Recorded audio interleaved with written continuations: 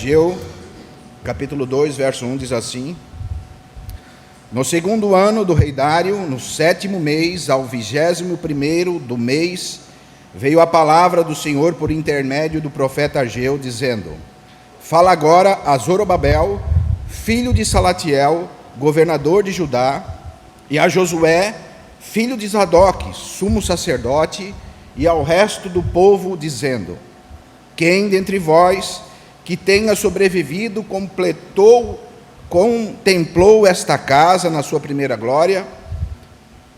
E como vês agora, não é como nada aos vossos olhos? Ora, pois se forte, Zorobabel, diz o Senhor, se forte, Josué, filho de Josadaque, sumo sacerdote, e tu, todo o povo da terra, se forte, diz o Senhor, e trabalhai, porque eu sou convosco, diz o Senhor. Segundo a palavra da aliança que fiz convosco quando saíste do Egito, o meu espírito habita no meio de vós. Não temais. Pois assim diz o Senhor dos Exércitos: ainda uma vez, e dentre pouco, farei abalar o céu, a terra, e o mar e a terra seca. Farei abalar as nações e as coisas preciosas, e todas as nações virão, e encherei de glória esta casa, diz o Senhor dos Exércitos. Minha é a prata e meu é o ouro, diz o Senhor dos Exércitos. Veja bem, a glória desta última casa será maior do que a primeira, diz o Senhor dos Exércitos. E nesse lugar darei a paz, diz o Senhor dos Exércitos. Também queria abrir lá em Zacarias capítulo 4, verso 10.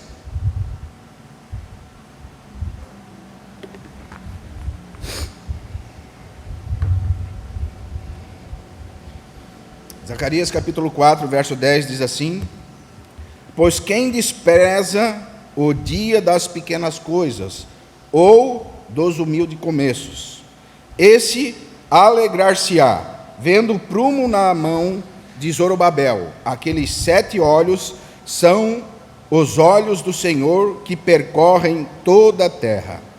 Amém? Irmãos, nós sabemos que tudo que Dante nos foi escrito, para nosso ensino foi escrito, segundo Romanos capítulo 15, verso 4. E também sabemos que todas as coisas do Antigo Testamento para nós são como sombras, a partir do momento que nós usamos Jesus como chave hermenêutica para todas as Escrituras. Então nós sabemos que Cristo é o Cordeiro, que dele foi o sacrifício, e que todas essas coisas que aconteceram no Antigo Testamento, para nós, nos serve como ensino. Amém? Se nós termos essa chave para ler as Escrituras, nós vamos entender o que diz lá em Lucas capítulo 24, 44, quando o Senhor Jesus ficou com os discípulos aqueles dias, falando o que dele dizia na lei, nos profetas e nos salmos. Então todo o Antigo Testamento, segundo o Senhor Jesus, falava e apontava para Cristo, não somente para Cristo, mas para toda a sua obra. Assim como antigamente nós tínhamos o templo, que transfigura ou significa, ou é a figura da igreja, assim como nós tínhamos também o tabernáculo, que também é a figura da igreja. Então nós entendemos que todas essas figuras para nós nos servem como um ensino. E hoje nós entendemos que o verdadeiro templo, a verdadeira casa de Deus é a igreja, segundo Hebreus capítulo 3, verso 6, que diz que Moisés foi fiel em toda a casa, mas Cristo muito mais, não é? Mas Cristo sobre a sua própria casa, a qual casa somos nós. Então no Antigo Testamento nós temos 3 figuras da casa de Deus. Nós temos o tabernáculo de Deus, está lá em Êxodo capítulo 25 ao 31, quando o povo de Deus saiu cativo do Egito, o Senhor mandou que eles fizessem um tabernáculo, e eles fizeram um tabernáculo, e o povo era movido, era guiado por uma coluna de nuvem e uma coluna de fogo, e aonde esse povo ia, o tabernáculo ia com ele. O que isso quer nos mostrar? Isso quer nos mostrar que realmente, como o Senhor mesmo disse, que onde estiverem 2 ou 3 reunidos em meu nome, ali eu estou. Ainda que o povo era peregrino, mas a presença de Deus estava com o povo. Por isso, a figura do tabernáculo nos demonstra isso. Nós não precisamos nos apegar a templos feitos por mãos de homens, mas onde o povo de Deus se reúne, ali o Senhor está. Segundo Mateus capítulo 18, verso 20. O Senhor mesmo disse: onde estiverem 2 ou 3 reunidos, ali eu estou. E mesmo que o povo estava peregrino, naquelas jornadas no deserto, onde o povo parava, o tabernáculo era montado, e ali a presença de Deus estava. Veja quão importante a figura do tabernáculo. E depois nós temos a figura do templo de Salomão, talvez uma das maiores construções que todo mundo já teve, de uma riqueza tamanha, não calculável por mente humana, que nos figura todas as riquezas que nós temos em Cristo Jesus. Não é verdade? As riquezas insondáveis de Cristo, como diz lá em Efésios capítulo 3, verso 8. Mas agora nós temos o templo de Zorobabel, que isso está em Ageu e Zacarias, e também em Esdras e Neemias, quando o povo de Deus ficou cativo na Babilônia, e saindo da Babilônia, naquela transição, o Senhor resolve reconstruir o templo. Mas, irmãos, o povo ficou muito desanimado, porque o templo não era conforme eles achavam, porque eles não consideravam o dia das pequenas coisas. Eles tinham na memória um grande templo, uma grande riqueza, assim como muitos cristãos hoje constroem grandes lugares, né, Jaime? E tentam até imitar o templo do rei Salomão. Eles esquecem que depois do templo do rei Salomão existiu outro templo. E talvez o povo, como diz o profeta Ageu, quando olhava para esse templo sendo construído, eles imaginavam que ia ter aquela glória daquele templo de Salomão. Muitos sobreviventes, ou até mesmo era contado de pai para filho a glória do templo de Salomão. E quando eles começaram a reconstruir o templo, na reconstrução do templo, eles não viam toda aquela riqueza. Por quê? Porque o povo não vê como Deus. E eles não consideraram o dia das pequenas coisas, ou seja, o dia dos pequenos começos. Veja como é interessante, irmãos, nós mantermos a nossa alegria focada em Cristo. Porque a palavra diz assim, em Zacarias: não desprezai o dia dos humildes começos. E como o povo desprezou tanto, que quando o desejado das nações veio, eles esperavam um grande rei, num grande trono, cheio de riquezas e majestades, cheio de glória, e eles não reconheceram o autor da vida. E seus próprios amigos o rejeitaram, porque o coração do povo não estava em Deus, mas estava nas aparências. E nós temos 3 figuras da casa de Deus. Segundo 1 Pedro capítulo 2, nós somos como pedras vivas. E nós somos edificado casa espiritual. Mas talvez, irmão, a igreja não é como nós imaginamos. Talvez, Nelson, a igreja não é aquele grande movimento que nós achamos, com uma grande notoriedade na sociedade. Talvez a igreja não tenha aquele templo que vocês, ou que nós podemos admirar. Nossa, como tem tanta gente que obra, porque nós não olhamos como Deus, nós olhamos como os homens.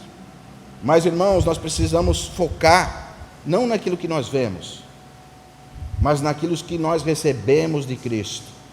Veja o quão importante nós estarmos com a nossa alegria no Senhor. O povo estava acostumado com as coisas de Babilônia, porque em Babilônia Em Babilônia nós temos muitas coisas. Nós temos em Babilônia heresias, nós temos glamour, nós temos riqueza, nós temos todo quanto é tipo de comida. E o povo mesmo, Deus chamando eles para reconstruir o templo, para voltar para as veredas antigas, muitos deles resolveram deixar o templo e não voltar para Jerusalém, mas ficar em Babilônia. Porque Babilônia é um lugar agradável para a carne, mas muitas vezes a casa de Deus não será agradável para a nossa carne. Porque na casa de Deus, tudo que é feito na casa de Deus é feito para Deus. Na casa de Deus, quem é servido é Deus. Na casa de Deus, quem manda é Deus. Mas em Babilônia não.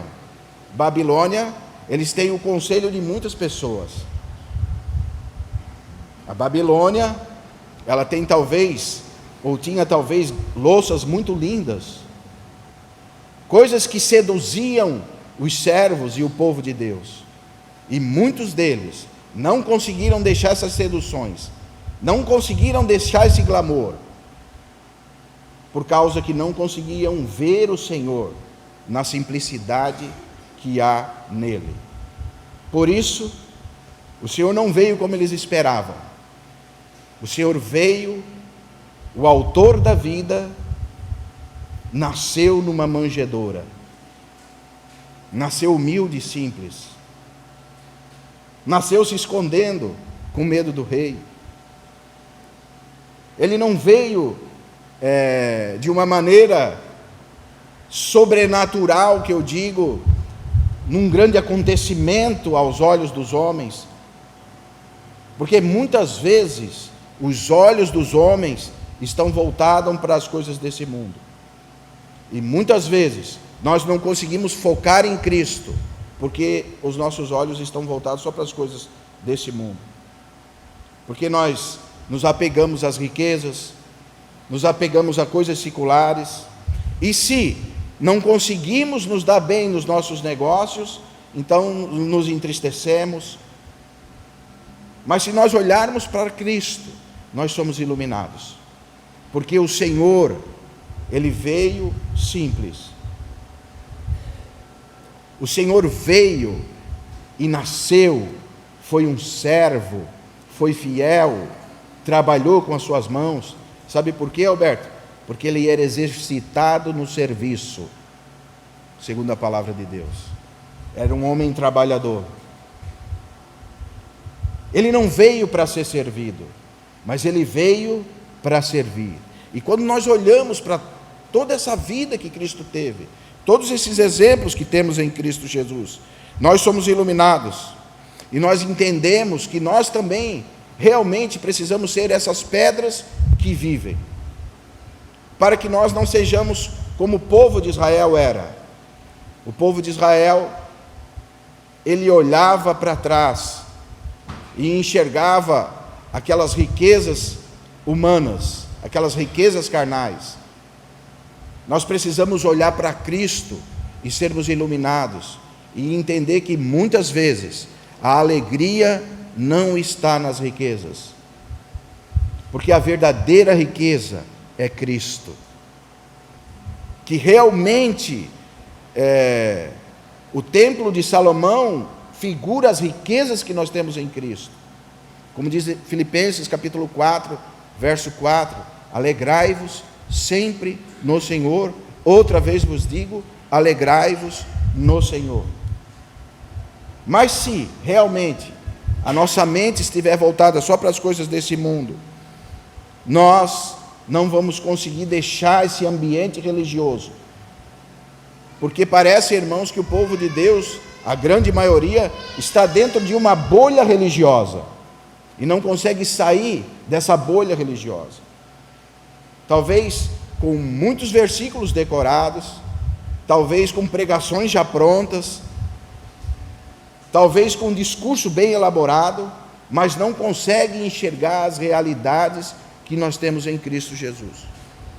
E se nós olharmos para a cristandade atual, nós vamos ver que muitos deles gastam muito dos seus recursos comprando e investindo num templo que supostamente é o templo, é a casa de Deus, porque eles não entendem que a casa de Deus é a igreja, como Paulo diz em 1 Timóteo capítulo 3, verso 15, que é coluna e baluarte da verdade. Então veja, no Antigo Testamento nós temos 3 figuras da igreja: o tabernáculo, o templo de Salomão e o templo de Zorobabel agora. E agora no Novo Testamento, o Senhor mesmo diz em Mateus capítulo 16, verso 18, quando Pedro teve a revelação de Cristo, ele diz: sobre esta pedra eu edificarei agora aquilo que era sombra e se tornará realidade, a igreja, e as portas do Hades não prevalecerão contra ela. Então aquilo que era sombra, agora nós alcançamos em realidade. A igreja é a casa de Deus, é a habitação de Deus, é um santuário, ela é santa. O lugar que nós estamos é santo, não por causa das 4 paredes, mas porque o povo de Deus está aqui. E onde o povo de Deus está, o Senhor se levanta, o Senhor fala e o Senhor nos abençoa. E é por isso que nós precisamos guardar os momentos que nós estamos juntos. Sabe por quê? Se você analisar os cânticos dos degraus lá em Salmos, como Marcelo leu, o Salmo 130, você vai ver que o povo guardava, ansiava para estar em Jerusalém, para cultuar o Senhor. E muitas vezes, nós que hoje temos a realidade daquilo que parece que o Senhor foi montando como um quebra-cabeça, o Senhor foi botando uma parte aqui, outra parte aqui, para que de uma forma sobrenatural os irmãos pudessem entender o que é realmente a igreja. E a palavra diz que Moisés foi fiel em toda a casa de Deus, mas Cristo muito mais, mas Cristo sobre a sua própria casa, qual casa somos nós. Que revelação tão importante, irmãos. Foi tão importante essa revelação, que muitos irmãos deram a vida por essa revelação. E muitas vezes ela passa tão despercebida pela nossa vida, porque se nós olharmos para a vida de Estevão, Atos capítulo 6 e 7, você vai ver que quando Estevão conta toda a história do povo de Israel, quando ele diz: que casa me construirei? Porque Deus não habita em templos feitos por mãos de homens. Quando ele disse isso, os fariseus rasgaram as suas vestes e apedrejaram Estevão. Essa é uma revelação muito importante, que nós precisamos cuidar, que muitas vezes passa desapercebido pelas nossas vidas. Assim como a construção do templo passava desapercebido do povo de Israel.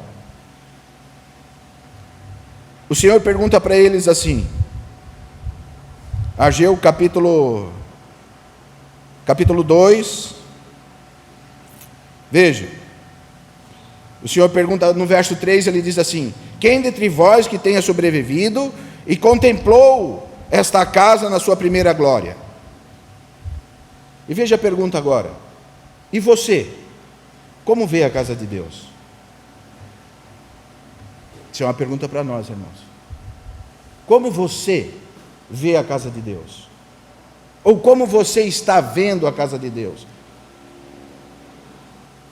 Sabe como você pode responder? Não com palavras, mas com as suas atitudes. As nossas atitudes demonstram como nós estamos enxergando a casa de Deus. E daí o Senhor continua dizendo assim: não é ela como nada aos vossos olhos? Porque era assim que o povo via a casa de Deus. Será que é assim que nós estamos enxergando a casa de Deus? Veja, irmãos, nós dizemos que amamos a Deus, nós dizemos que somos o povo de Deus, e nós às vezes pensamos, Jaime, nós como esse povo de Israel era desobediente, eles eram terríveis. O Senhor livrou eles de Faraó, o Senhor abriu o mar vermelho, eles passaram. O Senhor fez milagres, sinais, prodígios. Se eles tinham fome, caiu um pão do céu. Eles tinham sede, batia na rocha, da rocha saía água. Se eles tinham calor, uma coluna de nuvem tirava o calor. Quando um frio à noite, vinha uma coluna de fogo para os aquecer. Nada os faltava. Mas como que eles estão vendo a casa de Deus? Eles estavam assim. Sabe por quê, irmãos? Porque eles ficaram muito tempo em Babilônia. E e nós precisamos considerar que Babilônia tem seus prazeres. E nós precisamos considerar que Babilônia seduzia o povo de Deus. Assim como no mundo nós temos os nossos prazeres, e assim como o mundo nos seduz. E talvez, como hoje nós estamos vendo a casa de Deus. É interessante, irmãos, porque são algumas perguntas que me chamaram a atenção essa semana. Como vocês veem a casa de Deus hoje? Será que se realmente a casa de Deus fosse um lugar de 4 paredes, talvez nós estaríamos cuidando mais da casa de Deus? Veja o ápice da revelação de Cristo. Cristo nos transformou em pedras vivas. Veja que interessante. E veja a luta do diabo. Quanto tempo o diabo tem trabalhado na vida da igreja para, de alguma forma, seduzir os irmãos a esquecer o que é realmente verdadeiro. Estevão morreu por essa verdade. Irmãos, não tentem separar Jesus do seu corpo, não tentem separar Jesus da sua casa, porque hoje nós vivemos em momentos difíceis. Certa vez eu escutava um irmão falar que a igreja não converte ninguém, e realmente, se você pensar de uma maneira religiosa, uma placa de igreja, o 4 paredes não converte ninguém, isso é verdade. Mas não separe um corpo da sua cabeça. A igreja é a demonstração de Cristo nessa terra. A igreja são os pés de Cristo nessa terra. A igreja é onde você vai ter a representação de Cristo para a sua vida. Na igreja que você vai se alimentar de Cristo. É na igreja que Cristo se apresenta. Então, o evangelho converte, mas é pela igreja. Porque a palavra diz: como crerão se não há quem pregue? Então Cristo precisa usar suas pedras vivas, que é a igreja. Não separe Cristo do seu corpo. Você precisa ter entendimento que a igreja é o corpo de Cristo. E quando nós entendemos isso, nós vemos que a igreja é a manifestação de Cristo na terra. É como uma cabeça sem corpo. O que ela pode fazer? Talvez ela vai poder gritar e falar, mas ela não vai poder te abraçar. Mas quando você recebe um abraço de um irmão, Cristo está te abraçando. Quando você recebe um beijo de um irmão, Cristo está te beijando. Quando você é amparado por um irmão, o Senhor tem te amparado. Quando você é cuidado por um irmão, é Cristo que está cuidando de você. Porque a igreja é a manifestação de Cristo nessa terra. Não separe Cristo da sua igreja. Assim como o homem e a mulher, quando se casam, se tornam uma só carne, assim também é como Cristo e a igreja. Aliás, Paulo diz: mas eu me refiro a Cristo e a igreja. Então, muitas vezes, nós escutamos: vocês falam muito de igreja e não falam de Cristo. Nossa, isso não acontece, irmãos. Nós falamos de Cristo e da igreja, porque a igreja é Cristo. Sabe o que é a igreja, irmão? A igreja é Cristo mais você, mais eu, mais o outro irmão, mais o outro irmão, menos eu, menos você, menos o outro irmão. A igreja é a manifestação de Cristo nos seus filhos. Então não separe Cristo da sua igreja. Não tente separar esse casal eterno que foi criado lá na eternidade. Porque a palavra diz que nós fomos eleitos antes da fundação do mundo. Isso é uma coisa eterna que nós não conseguimos muitas vezes entender, mas nós precisamos o obedecer. Mas talvez, como o povo de Israel queria algo muito interessante, Rodrigo, e lembrava-se, nossa, mas o templo de Salomão era um templo muito grande. E quando o Senhor ordenou novamente que fosse reconstruído o templo, talvez não tinham aquelas imagens que o povo gostava. Porque realmente, irmãos, as profecias bíblicas, ela é como se primeiro o Senhor colocasse um esqueleto, não é, Marcelo? Depois viesse a carne, depois viesse a pele, depois vinham os cabelos, os olhos, e o Senhor vai manifestando a sua glória de fé em fé, de glória em glória, gotejando a doutrina dele, para que ele possa se comunicar com os homens. São os atributos comunicáveis de Deus. Então você nisso imagina o amor de Deus por nós. E o que Cristo veio nos ensinar? Cristo veio nos ensinar realmente, irmãos, que muitas vezes nós somos felizes e não sabemos. Eu me lembrava essa semana que como eu era feliz quando eu era pequeno, irmão. Era tão simples a nossa casa, né, Marcelo? Uma casa de madeira. Nós dormíamos em 5 irmãos, todos na mesma cama, porque nós não tínhamos cama. A nossa casa, o carro passava pertinho assim do quarto do pai. Se desviasse 1 metro, matava o pai e matava a minha mãe.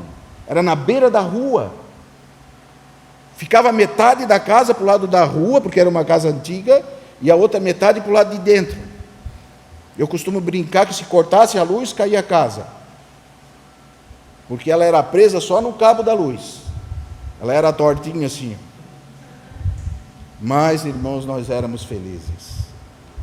Que felicidade! Se pudesse voltar 1 minuto lá atrás, como nós éramos felizes, irmão, e não sabíamos, porque a felicidade não está nas riquezas. Por isso que a palavra diz: ai dos ricos que confiam nas instabilidades das riquezas.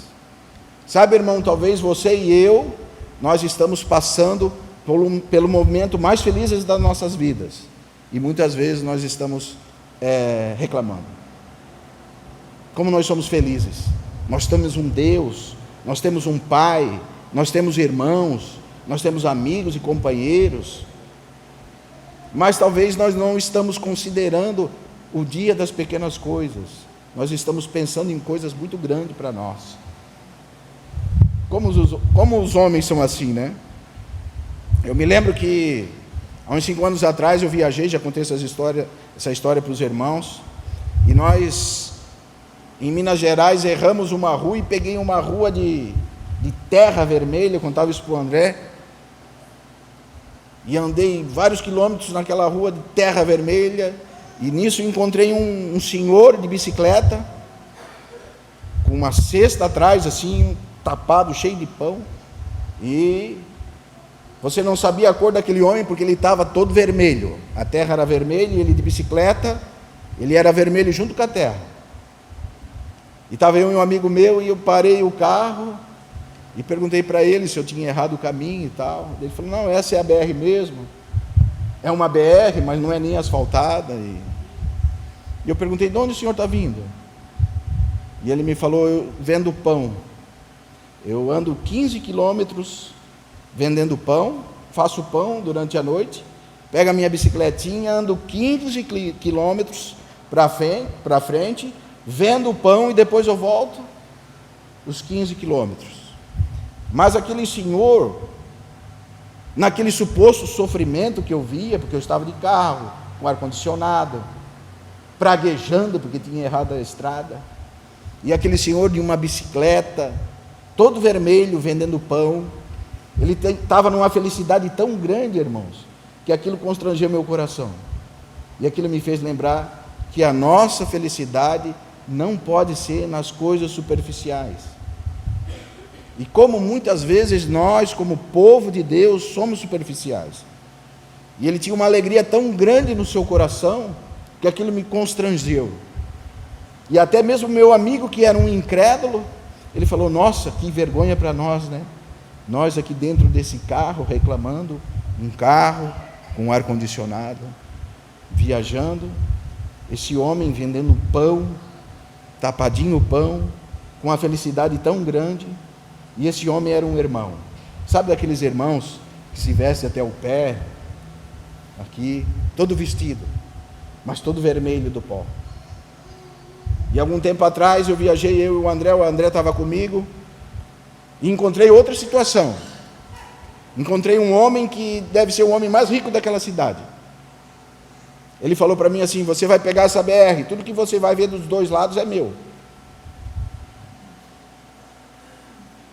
E eu disse: nossa, tudo que você vê.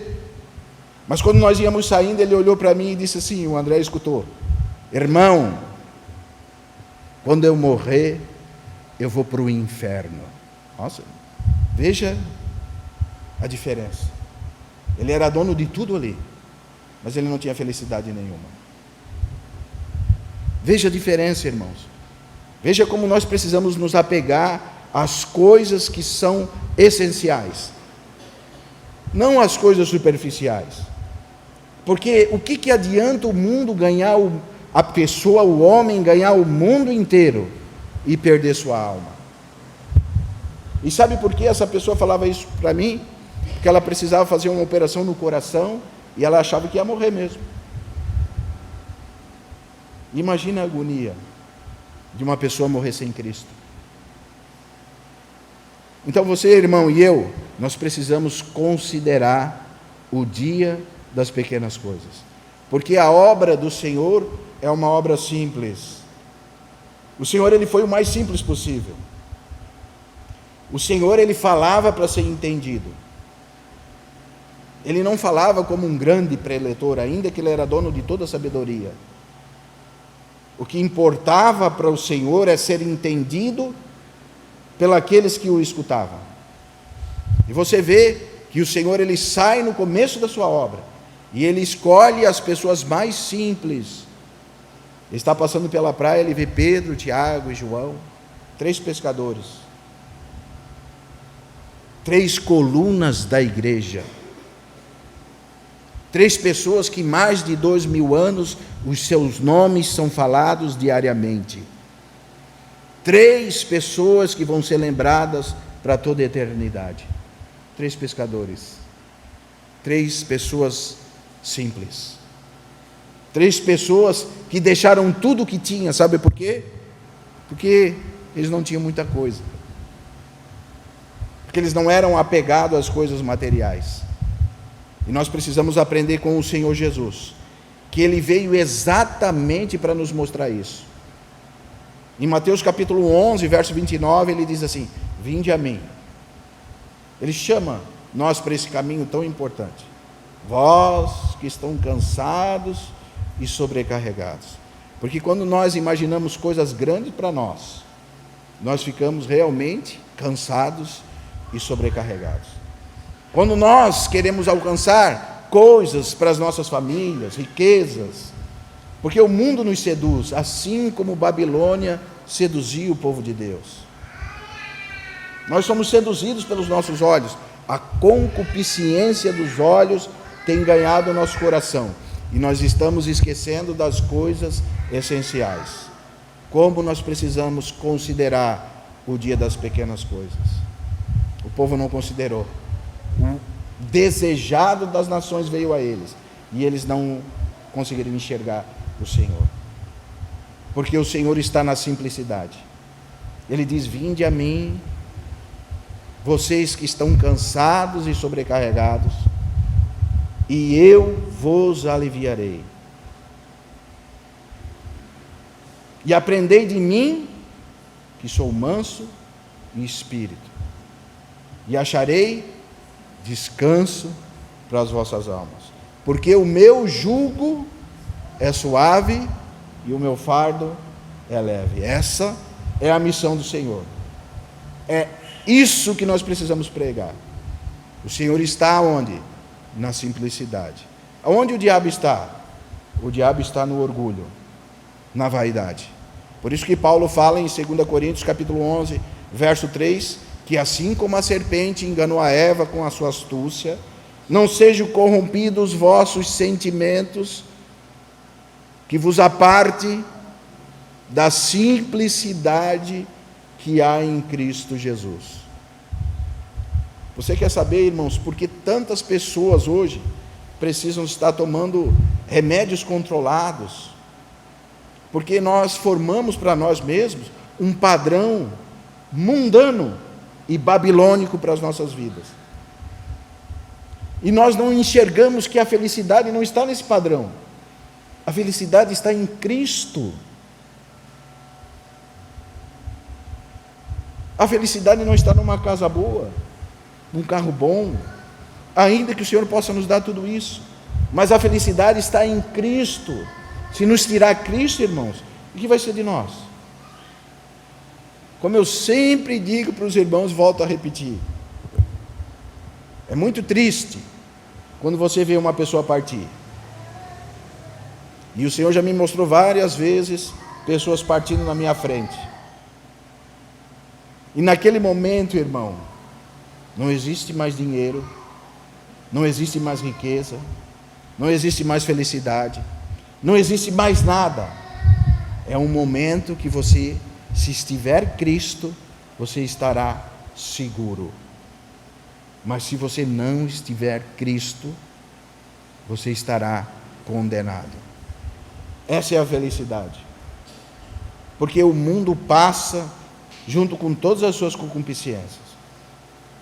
Eu me lembro que uma vez meu pai, muito doente, ele falava: meu filho, a vida do pai foi um piscar de olhos. Parece-me que o pai foi um menino e passou tão rápido. Fui uma criança, cresci, fui adolescente,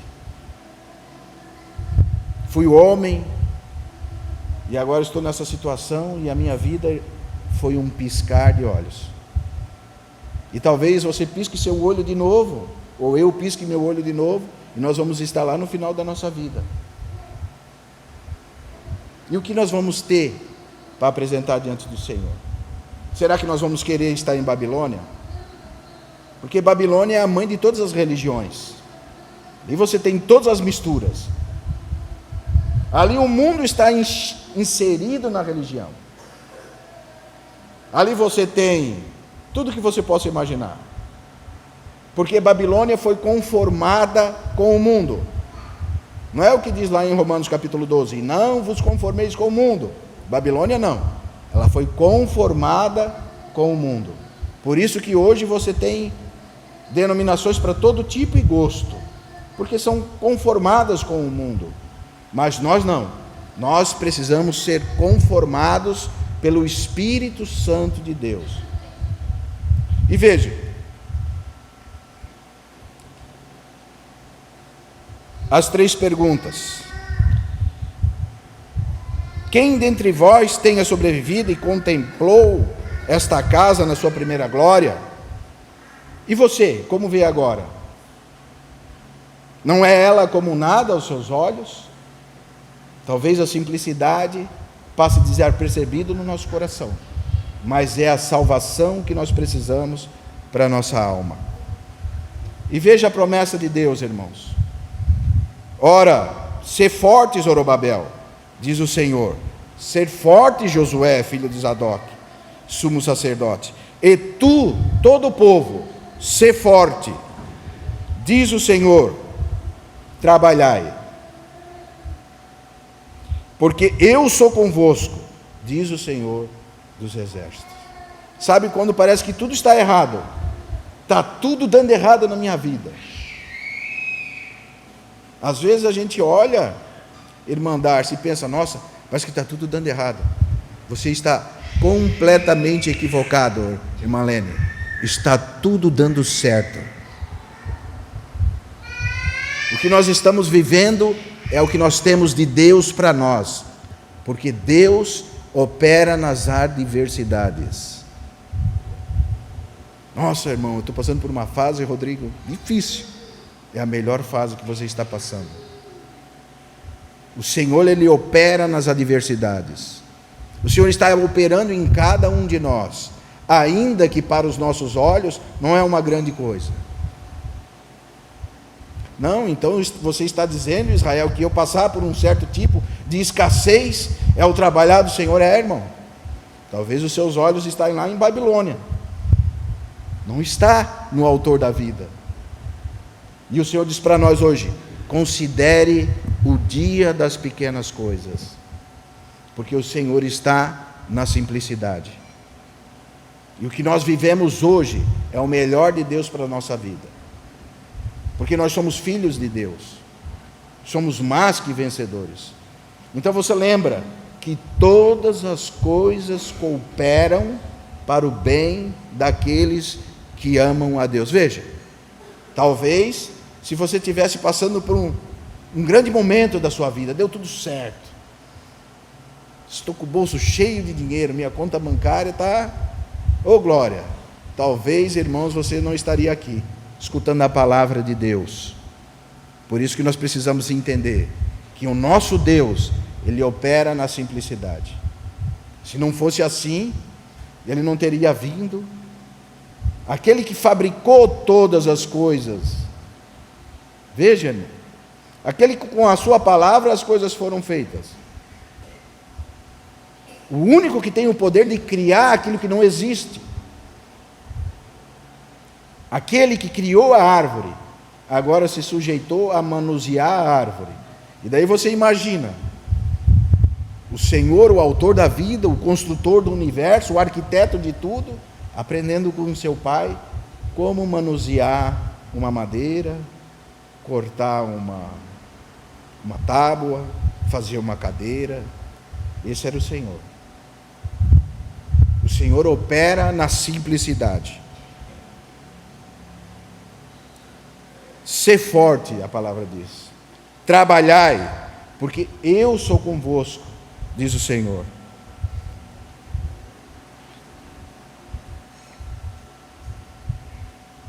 Amém, irmãos? Vamos nos colocar de pé?